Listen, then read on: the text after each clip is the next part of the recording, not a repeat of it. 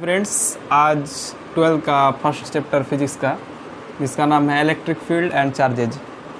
तो पहले समझते हैं इसमें कौन कौन सा मेन पॉइंट है।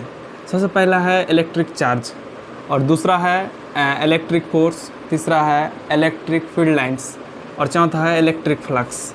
इलेक्ट्रिक फ्लक्स में ही एगो ये आता है पॉइंट जिसे गॉसेस थ्योरम कहते हैं, जो कि 12 बोर्ड के हिसाब से, बिहार बोर्ड के हिसाब से बहुत ही इंपॉर्टेंट है।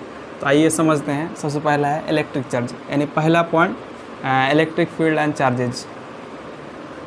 ठीक है, electric field and charges. Electric charge क्या होता है और किसी भी मैटर में या बॉडी या वस्तु में कैसे डेवलप होता है।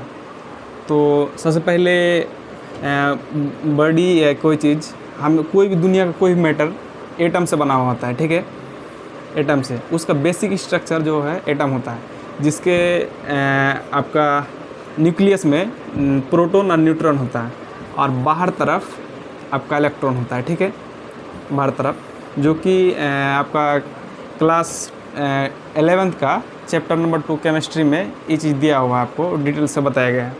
तो किसी भी ऑब्जेक्ट में चार्ज कैसे डेवलप होता है, ये दूसरा ऑब्जेक्ट का एटम है। ठीक है, जब इस दोनों में घर्षण होता है तो यहाँ का इलेक्ट्रॉन दूसरा इसमें चल जाता है।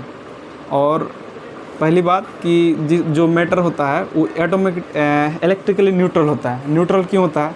सबसे पहला, प्रोटॉन जो है पॉजिटिव चार्ज है, और न्यूट्रॉन जो है वो चार्जलेस पार्टिकल है। इलेक्ट्रॉन निगेटिव चार्ज कैरी करता है।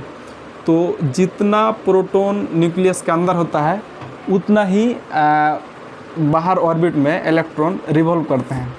ठीक है, इसीलिए कोई भी ऑब्जेक्ट इलेक्ट्रिकली न्यूट्रल होता है। अब चार्ज कैसे डेवलप होता है?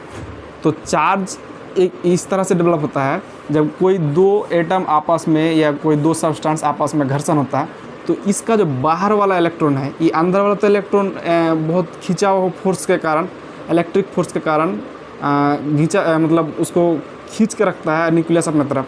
लेकिन जो दूर वाला एटम है वो उतना टाइटली अटैच नहीं रहता है, और दूसरे से जब टकराता है तो इलेक्ट्रॉन का शेयर हो जाता है, जिसके वजह से प्रोटॉन का मतलब न्यूक्लियस का चार्ज और इलेक्ट्रॉन का चार्ज, ठीक है, वो बैलेंस नहीं होता है, जिसके वजह से किसी भी एटम या इसमें चार्ज डेवलप हो जाता है। ठीक है, तो आप समझते हैं चार्ज का यूनिट क्या होता है। चार्ज का यूनिट होता है कूलम। ठीक है, और इसका बहुत सारा यूनिट है। ऐसा यूनिट होता है कूलम, और दूसरा सब यूनिट भी है, जैसे एम्पियर आवर, आपका फैराडे हो गया। तो फैराडे क्या है? फैराडे यानी एक मोल इलेक्ट्रॉन का जितना चार्ज होता है उसे एक फैराडे कहते हैं। और एम्पियर आवर क्या है? तो चार्ज बराबर फार्मूला होता है Q बराबर IT। ठीक है, यानी Q बराबर IT से आपका चार्ज का करंट का जो फार्मूला ये होता है, ऐसा यूनिट होता है, एम्पेयर होता है, और T का जो है आपका होता है आवर। तो इसी हिसाब से एम्पेयर आवर आता है। अब समझते हैं type of charge. Type of charge क्या है? मेनली चार्ज दो तरह के होते हैं, एक पॉजिटिव चार्ज और एक निगेटिव चार्ज।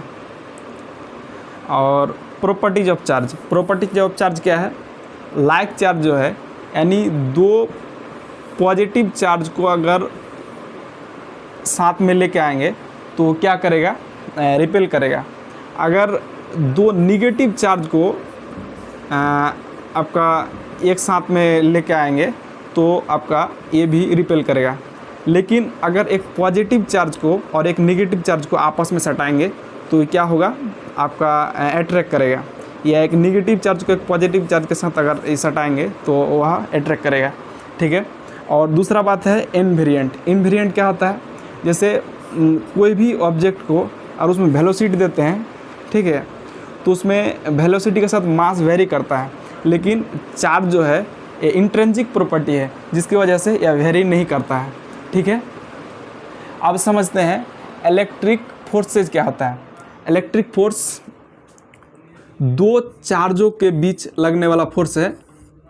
जो दो चार्ज को सेंटर के बीच में लगने वाला फोर्स है। यानी इसका जो फोर्स का जो क्वांटिटी है डायरेक्टली प्रोपोर्शनल होता है, ठीक है, आपका मैग्नीट्यूड ऑफ चार्ज के डायरेक्टली प्रोपोर्शनल होता है, और इनवर्सली प्रोपोर्शनल होता है स्क्वायर ऑफ देयर डिस्टेंस, ठीक है। अब पहली बात ये है कि जी डायरेक्टली प्रोपोर्शनल और इनवर्सली प्रोपोर्शनल क्या है, इसी बात को समझते हैं। जब कोई भी एक चीज़ को बढ़ाने पर अगर दूसरा चीज़ बढ़ जाता है तो उसे कहते हैं डायरेक्टली प्रोपोर्शनल। यार अगर कोई चीज़ को एक चीज़ को बढ़ाते हैं और दूसरा चीज़ घट जाता है तो उसे कहते हैं इनवर्सली प्रोपोर्शनल। जैसे चार्ज का आपका मैग्नीट्यूड अगर बढ़ाते हैं, ठीक है,